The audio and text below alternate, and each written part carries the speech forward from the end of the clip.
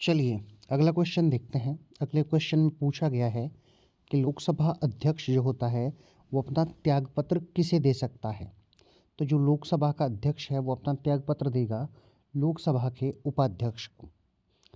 अगला क्वेश्चन, भारत के प्रथम लोकसभा अध्यक्ष कौन थे। तो वो थे जी.वी. मावलंकर। अगला क्वेश्चन देखते हैं, भारतीय संसद के दोनों सदनों के संयुक्त अधिवेशन की अध्यक्षता कौन करता है। तो वो करते हैं लोकसभा के अध्यक्ष। अभी हमारे जो ये क्वेश्चन है लोकसभा के अध्यक्ष से चल रहे हैं। हमारी सीरीज़ में यही खास बात है कि हम एक टाइप के क्वेश्चनों को काफ़ी बार या जितने भी टाइप के क्वेश्चन हैं एक टॉपिक को लेकर उनको एक साथ लगा देते हैं। और ये क्वेश्चन पहले आपसे परीक्षाओं में पूछे भी गए हैं, इसलिए इन क्वेश्चनों को आपको बड़े ध्यान से करना है। आपने देखा होगा हमने लोकसभा अध्यक्ष की बात की इन तीनों ही क्वेश्चन में। चलिए आगे चलते हैं। अगला क्वेश्चन है, लोकसभा में किसी विधेयक को धन विधेयक के रूप में कौन प्रमाणित करता है। तो वो करते हैं लोकसभा के अध्यक्ष। अगला क्वेश्चन, लोकसभा का जनक किसे माना जाता है। तो वो थे जी.वी. मावलंकर जी। आगे चलते हैं, लोकसभा के अध्यक्ष एवं उपाध्यक्ष की अनुपस्थिति में लोकसभा की अध्यक्षता कौन करता है। तो जो लोकसभा है उसका वरिष्ठतम सदस्य जो है वो लोकसभा के अध्यक्ष और उपाध्यक्ष की अनुपस्थिति में जो है लोकसभा के अध्यक्ष का कार्य करता है। अगला क्वेश्चन देखते हैं, भारत की प्रथम महिला लोकसभा अध्यक्ष कौन है। तो वो थी मीरा कुमार जी, जो पहली महिला लोकसभा अध्यक्ष बनी थी। चलिए आगे चलते हैं, भारत के प्रधानमंत्री की नियुक्ति कौन करता है। तो भारत के प्रधानमंत्री की नियुक्ति राष्ट्रपति करते हैं। अगला क्वेश्चन, संघीय मंत्रिमंडल की बैठक का सभापति कौन होता है। तो वो होते हैं प्रधानमंत्री। अगला क्वेश्चन है, प्रधानमंत्री पद से त्यागपत्र देने वाले पहले प्रधानमंत्री कौन थे। तो वो थे मोरारजी देसाई। आगे चलते हैं, कौन से प्रधानमंत्री सबसे अधिक समय तक प्रधानमंत्री रहे। सबसे ज़्यादा समय के लिए पूछा है तो ये हो जाएंगे पंडित जवाहरलाल नेहरू सबसे लंबे समय तक भारत के प्रधानमंत्री रहे। आगे चलते हैं, प्रधानमंत्री बनने के लिए न्यूनतम आयु कितना होना आवश्यक है। तो कम से कम 25 वर्ष की आयु होना आवश्यक है अगर भारत का प्रधानमंत्री बनना है।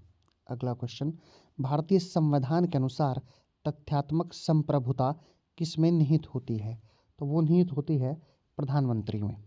आगे चलते हैं, अभी तक कितने प्रधानमंत्रियों की मृत्यु अपने पद पर रहते हुए हैं। तो 3 प्रधानमंत्री ऐसे थे जिनकी पद पर रहते हुए मृत्यु हुई, जिसमें पंडित जवाहरलाल नेहरू, लाल बहादुर शास्त्री ताशकंद समझौता और इंदिरा गांधी जी की 1984। अगला क्वेश्चन देखते हैं, प्रधानमंत्री को पद एवं गोपनीयता की शपथ कौन दिलाता है। तो वो दिलाते हैं राष्ट्रपति। अगला क्वेश्चन, भारत के सबसे कम आयु में प्रधानमंत्री कौन बने थे ये बताना है। तो वो थे राजीव गांधी जी और उनकी उस समय आयु 40 वर्ष थी जब वो प्रधानमंत्री बने। आगे चलते हैं, किस प्रधानमंत्री की नियुक्ति के समय वे किसी भी सदन लोकसभा या राज्यसभा के सदस्य नहीं थे। तो वो थे H.D. देवगौड़ा। अगला क्वेश्चन, संघीय मंत्री परिषद के मंत्री किसके प्रति उत्तरदायी होते हैं। तो वो होते हैं लोकसभा के। आगे चलते हैं, संविधान के किस अनुच्छेद में मंत्री परिषद की नियुक्ति व पदच्युति का प्रावधान है। तो ये दिया गया है अनुच्छेद 75 में।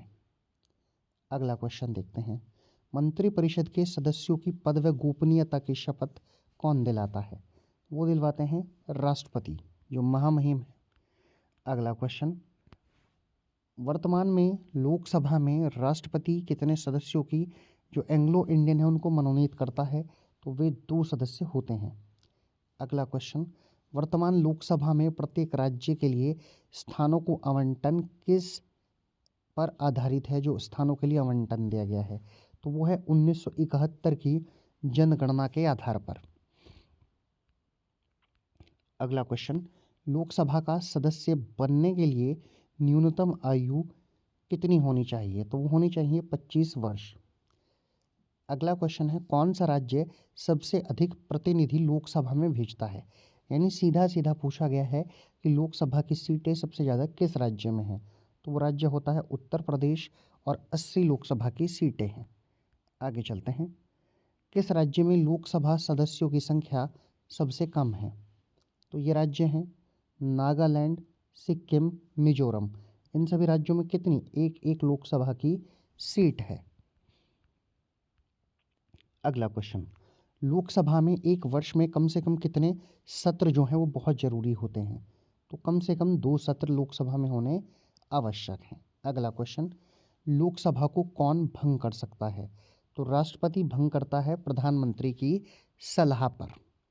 अगला क्वेश्चन, बजट किसके द्वारा पारित किया जाता है? तो बजट करता है लोकसभा पारित। अगला क्वेश्चन, लोकसभा के प्रोटेम स्पीकर अस्थायी अध्यक्ष की नियुक्ति कौन करता है? तो प्रोटेम स्पीकर की नियुक्ति राष्ट्रपति करते हैं। अगला क्वेश्चन, किस विधेयक को केवल लोकसभा ही पारित कर सकता है? तो वो होता है धन विधेयक। आगे चलते हैं, वर्तमान में लोकसभा सीट की संख्या कितनी है? तो ये है 545। अगला क्वेश्चन है, आपातकाल की स्थिति में संसद एक बार में लोकसभा का कार्यकाल कितने समय तक बढ़ा सकती है? तो 1 वर्ष के लिए बढ़ाया जा सकता है। ऐसा कब हुआ था? 1975, जब आपातकाल लगा था। आगे चलते हैं, संसद के दोनों सदनों में प्रश्नकाल के ठीक बाद का समय क्या कहलाता है या क्या होता है? तो वो होता है शून्यकाल। आगे चलते हैं, वर्तमान में राज्यसभा सदस्यों की संख्या कितनी है? तो वर्तमान में 245 है, हालांकि अधिकतम 250 सीटें हो सकती हैं। अगला क्वेश्चन, राज्यसभा के लिए प्रत्येक राज्य के प्रतिनिधियों का चुनाव कौन करता है? तो विधानसभा के निर्वाचित सदस्य उनका चुनाव करते हैं। देखिए, मैंने पहले भी बताया था, अब आपको ज़्यादातर क्वेश्चन राज्य के प्रतिनिधि राज्यसभा से जुड़े हुए मिलेंगे। आगे चलते हैं, एक सीरीज़ हमने रखी है, एक टॉपिक को तय रखा है, उसी के अकॉर्डिंग क्वेश्चन मिलते चले जाते हैं आपको। अगला क्वेश्चन है, राज्यसभा सदस्यों का कार्यकाल कितने साल का होता है? वो होता है 6 साल। अगला क्वेश्चन, राज्यसभा का सदस्य बनने के लिए न्यूनतम आयु कितनी होनी चाहिए? तो राज्यसभा का सदस्य बनने के लिए 30 वर्ष की आयु होनी चाहिए। अगला क्वेश्चन, लोकसभा व राज्यसभा में विपक्ष का नेता बनने के लिए कितनी सीटों का होना आवश्यक है? तो कम से कम 1/10 सीटों का होना आवश्यक हो जाता है।